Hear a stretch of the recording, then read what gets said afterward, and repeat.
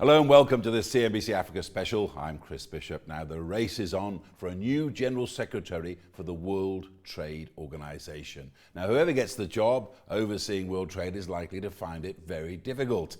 We are looking at US-China trade impasses. We're looking at COVID-19. We're looking at general recession around the world. It's a very difficult time indeed.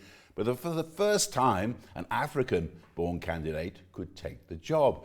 Amina Mohamed, a Kenyan lawyer, diplomat and politician, is one of the nominees for the WTO top job and joins me live from Geneva now for more. But just before, let's have a quick look at the background of the organization and its challenges.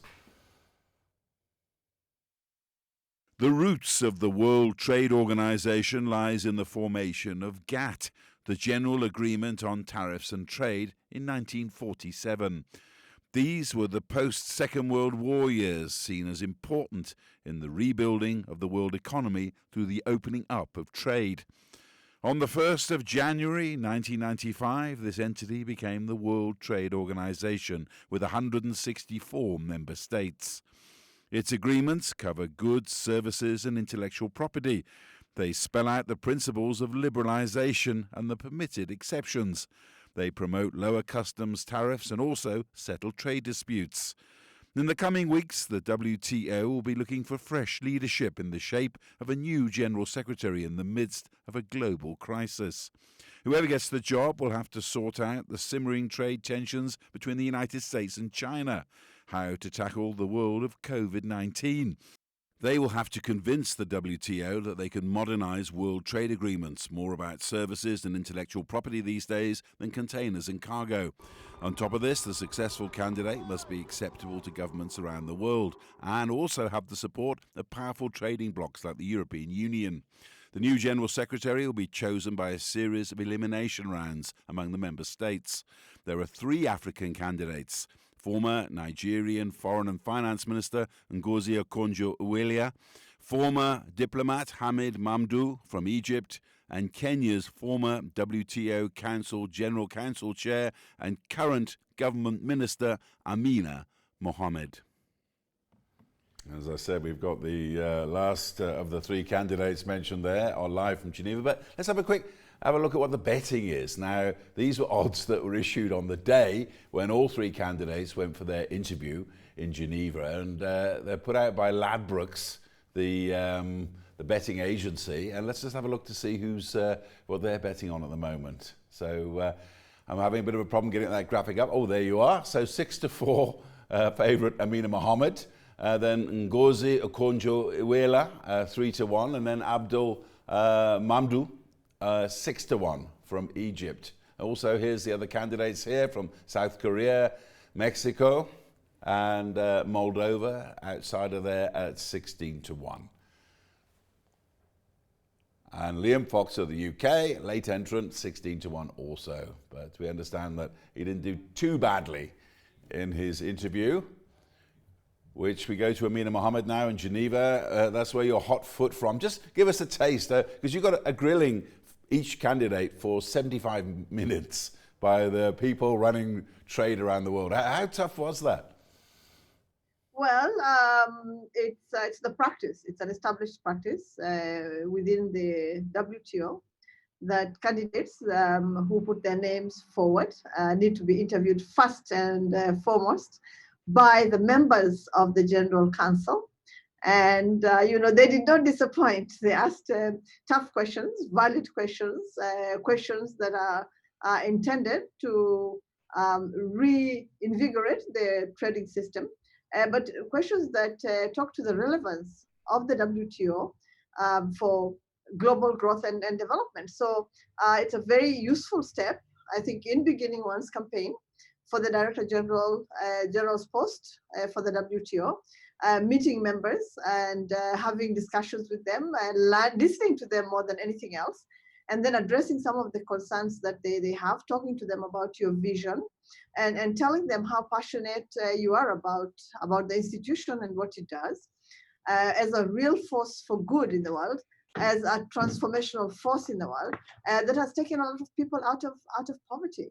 And so it's a partner in poverty alleviation.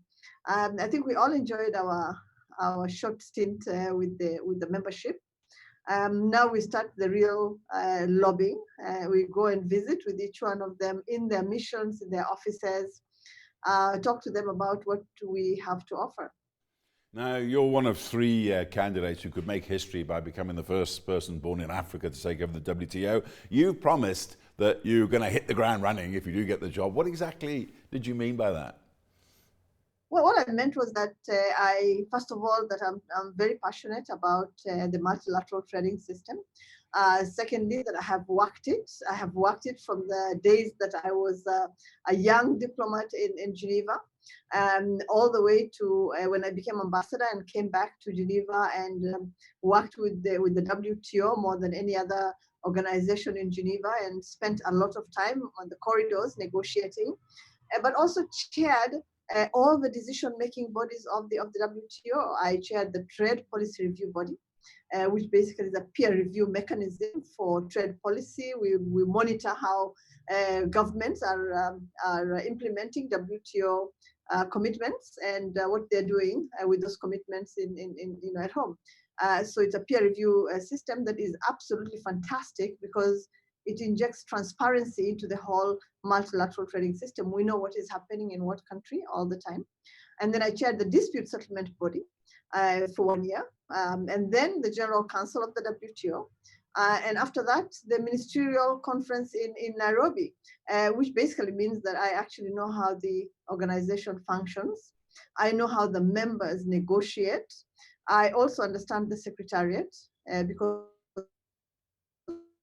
all years that I was here, as I chaired the bodies and the support of the secretariat that facilitated my work and facilitates the work of the membership. And so that's why I say that I'm a plug-in and play candidate. I know the issues. I have a track record of delivery at the WTO, beginning with the amendment to the TRIPS agreement, during the height of the HIV pandemic, to getting the only agreement on agriculture that was ever agreed to, which is the prohibition of export subsidies in Nairobi. I also was the one who drove the adoption of the information technology agreement too, and obviously worked on a package for LDCs and other issues around the WTO. So I know the WTO. I have walked the corridors of the WTO. I have negotiated in the WTO. I have chaired the bodies of WTO. I know how members feel about the need for reform in the WTO. And I think that I can hit the ground running.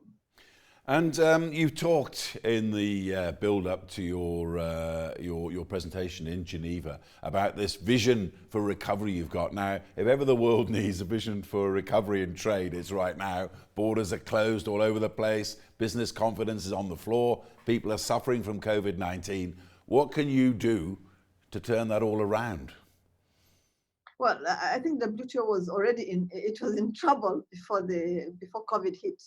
And I said that during my interview with the General Council. All the members were talking about the need for reform. It's true that there's no agreement on what these reforms should actually look like. And so it's the job of the Director General to get countries around the table, to facilitate their discussions, to agree on a set of reforms that will drive the WTO, drive multilateral trade and open markets. And so I think the first thing that any Director General would have to do as soon as they were selected was to begin discussions on reforms of the body. Agree on a list of reforms and start working on negotiating them in time for hopefully the next ministerial in June of next year. But I think it's critical that we reform the organization, that we re-inject confidence in this system. We make it as relevant as we can, as quickly as possible, to the global economy. And I think that would actually be the best way to recover from the pandemic. If our markets were open, if trade was flowing, if jobs were being created, if the GDP of countries was going up. That would be the fastest way to recover. If we don't reform the organization, we know what happened with the recession. I mean, we just have a longer and deeper recession, during the pandemic and after the pandemic. So it's actually very urgent that we reform this organization. that we re-inject the confidence that it always had, and that it starts working for the benefit of all its members, of all the countries, in the world, basically. And after you reform it, then you start a period of recovery. And so my vision is of reform, of recovery, of renewal of the organization and putting it back where it was, central to the global economy. So we must actually put it back there, and the centrality of the WTO must be restored. And then get results. So it's the 4 Rs. The last one is results. After you have reformed and recovered and renewed, then you get the results that the WTO members are seeking. Put it on a dynamic footing and give it, a fantastic, way forward in preparation, obviously, for the 12th ministerial. How much bearing in mind that this continent in particular is suffering economically at the moment, as you say, the economy wasn't in great shape before COVID-19, but if there isn't strident and quick and efficient reform, how much do you fear for this continent? Well, I don't fear, just for the continent. I think I fear for the global economy if the multilateral trading system falters any more than it has. For Africa, the WTO has been a force again for good. Like I said before, it supported the alleviation of poverty on the continent. It modernized our economies. It made sure that just in terms of movement of goods and services, that our processes, our procedures, our regulations were modernized, they were simplified. And and we focused on issues such as the ease of doing business, so that we could attract investment, but also be able to export our way out of the challenges that Africa faces. So Africa needs the system as much as the multilateral trading system is the continent. It's the youngest continent. It's the most vibrant continent. It has a lot of potential, and of course, a huge contribution to make. And just one other question. We're about to go to your backyard, East Africa, for a couple of questions from our bureau there in Kigali. But just one other question.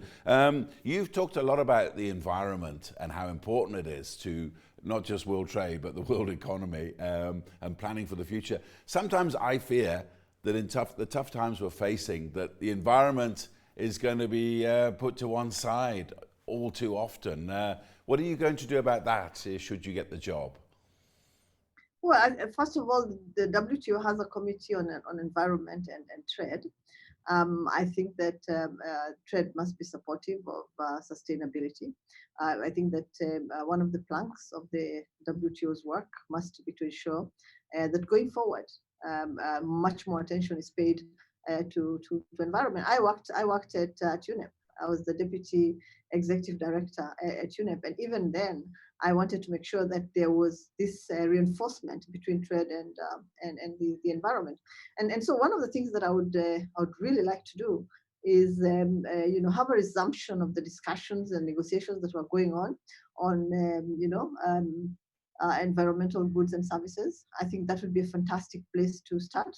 It would also send a good signal to the international community that the WTO cares about sustainability, it cares about the environment.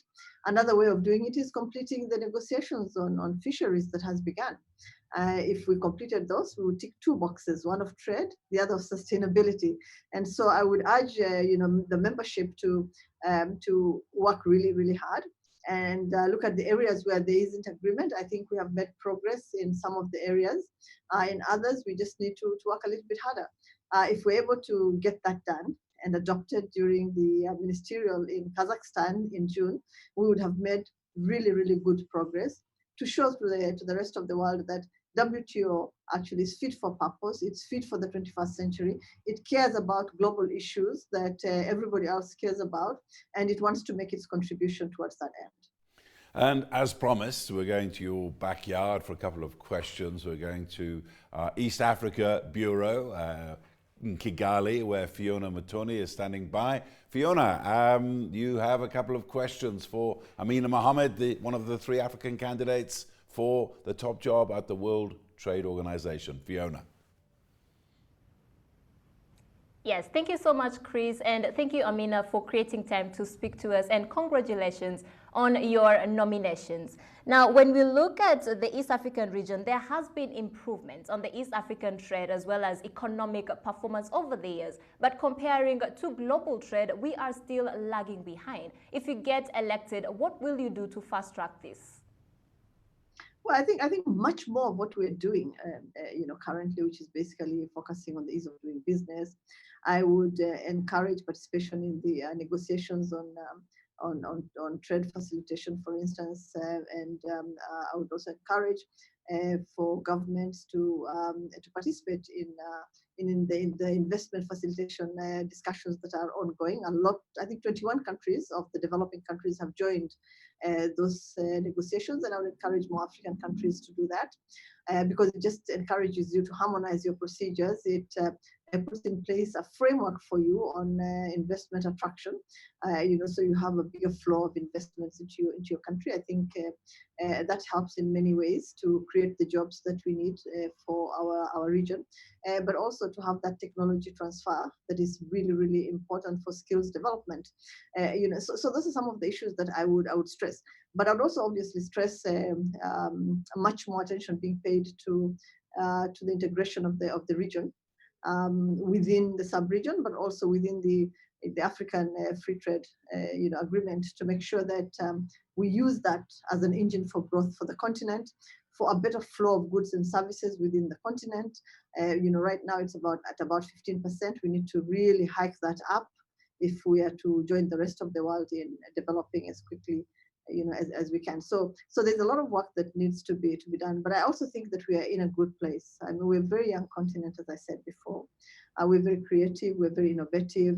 We can leapfrog some of the steps that others have gone through because of those advantages that we have, the demographics and the innovation. So we just need to focus on some of the issues. But energetically getting involved in negotiations is one great way of doing that. And I think that helped African countries when we were negotiating all the other agreements that we did, including the trade facilitation agreement that was done in 2013, which many of us are party to. Participating in the negotiations opens doors for you. It allows you to participate in to export your way out of challenges that you may be facing, but also allows others to come in and support your growth and development. So those are good places to start. Yes, Amina, to just continue on what you've touched on, you've said that Africa is, yes, indeed, a very young country. But when you look at the East African region, it has been ranked as the most integrated region by the African Regional Integration Index for 2019. But it still has some challenges that are still holding back regional integration, trade here within the region. And with the COVID-19 pandemic, more cracks have been revealed of what more needs to be done. In your position, what will you do in order to fast-track integration here in East Africa?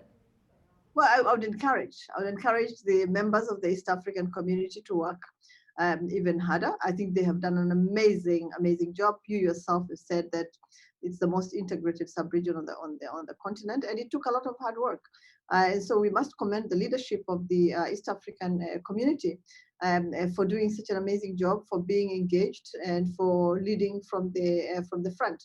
At the WTO, what you would do is just make sure that you support capacity building in these countries, that you offer them the aid for trade that exists to modernize their systems, and that you work with the IFIs, the international financial institutions, to see how much more support can be given to these countries, just in terms of enhancing their trade relations, in terms of putting in place the capacities that are required to be fully integrated in the multilateral trading system.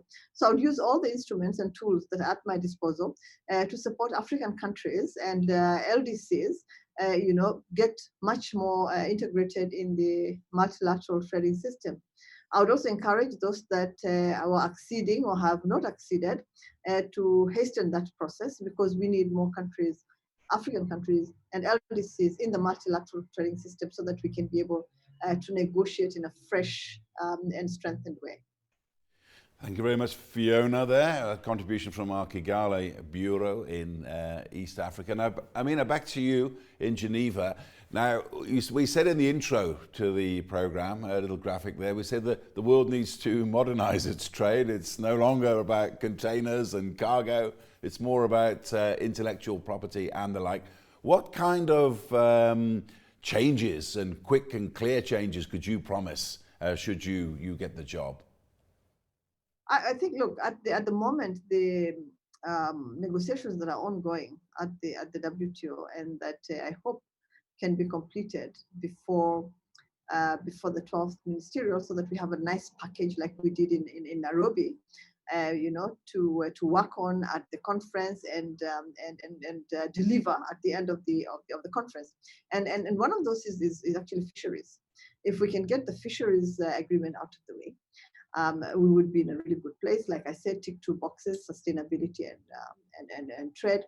I think it would be really important to have the reform agenda firmly established and work begun on it, identifying what are the key reforms that need to be done. I think the whole issue of reform of the dispute settlement mechanism, I think you know that the appellate body is compromised, and we actually need to start working really hard to get an appellate system back in place.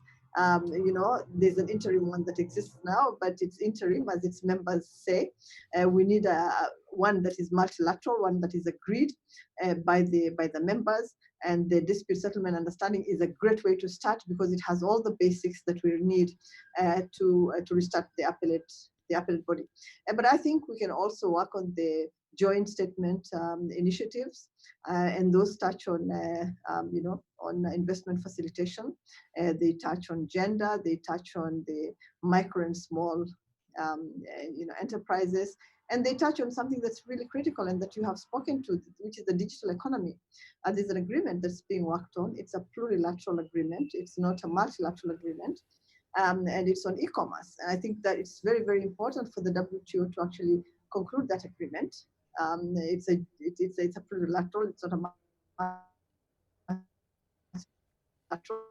So we need to make sure that it's already at the end of it, and that it will be the benefits accrued will be distributed on an MFN basis. So that it's not only exclusive to a few countries. The digital, the e-commerce agreement, I think, needs to be completed, so that all the issues that you're referring to, the need to make sure that we modernize the way that we do trade. COVID has revealed that that we actually need to complete that agreement, because we are all communicating, we are trading digitally, right now. I don't think we'll go back to the way we used to do business before. I think we will have to have hybrid for a while to come now. WTO should lead that process. It's going to be very, very, very difficult for whoever gets the job. I mean, bearing in mind as well, the business world, as you say, not just digital, it's a lot more complicated these days. And sadly, the world is a lot more of a fractured place than it was even 5 years ago. How difficult is it going to be to sort of pour oil on troubled waters, for want of a better phrase? It's not going to be easy. It's not going to be easy, but I think it's a challenge that can be met. And I'm convinced that if I got the job, I would work energetically, but very sensitively and reasonably, to make sure that members come together to address the issues that are of concern to all of them. And the issues that, if resolved, will actually drive the global economy and allow us to recover from all the challenges that we're facing as a result of COVID, but even before COVID, when economies started stagnating. So I think that the multilateral trading system has a lot to contribute and must play a central role, as it always has. Thank you very much indeed. That was Amina Mohamed, a Kenyan lawyer, diplomat and politician, and one of the 3 nominees from Africa for the World Trade Organization. Top job, coming to us live there from Geneva. If you came a bit late in on that interview, you can catch a segment of it again at Power Lunch. I'll see you there in about an hour's time. Plus, we'll be running a bit more on Closing Bell at 5 o'clock CAT this afternoon. I'm afraid that's all we've got time for on this issue of CNBC Africa Special In Conversation. We'll be back with Tony Blair tomorrow at the same time, the former British Prime Minister. From me, Chris Bishop, and the team, it's goodbye.